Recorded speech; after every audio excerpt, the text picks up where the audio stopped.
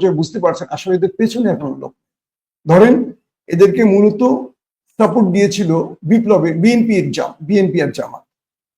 এরপর বিএনপি যেহেতু ক্ষমতায় আসবে, দ্রুত নির্বাচন চায়, বিএনপি আস্তে আস্তে সরে গেছে এবং বিএনপি সারা দেশে কিছু ভুল কাজের জন্য, চাঁদাবাজি, দখলদারিত্বের জন্য বিএনপি কোণঠাসা হয়ে পড়ে জনগণের কাছে। জামাত এখানে একটু পজিটিভ ভাবে ছিল, কারণ জামাত এই কাজগুলো করেন, কিন্তু জামাতও বারবার বিতর্কিত হয়েছে বিভিন্ন বক্তব্যের জন্য, আমিরের বক্তব্যের জন্য, এর বক্তব্য ওর বক্তব্য, হ্যাঁ, বিভিন্ন কারণে জামাত বিতর্কিত হয়েছে।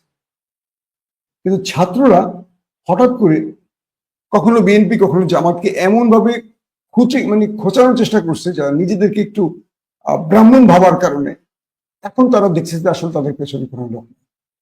তারা এখন আন্দোলনে নেমে তারা বুঝতে পারছে যে তারা 200 লোক জড়ো করতে গেলে তাদের 400টা মোবাইলের কি বলবো কল দিতে হয়। সবকিছু মিলে আদালত সবকিছু মিলে তারা বুঝতে পারছে। এবং সবচেয়ে ইন্টারেস্টিং ব্যাপার, এই ছাত্ররা একসময় আসিফ নজরুলের পরামর্শেই চলতো, তার বুক পকেটই থাকতো। আসিফ নজরুল এদেরকে দাবার চালের মতো, গুটির মতো চাল দিত, এখানে এখানে এখানে। আসিফ মাহমুদরা বুঝে গেছে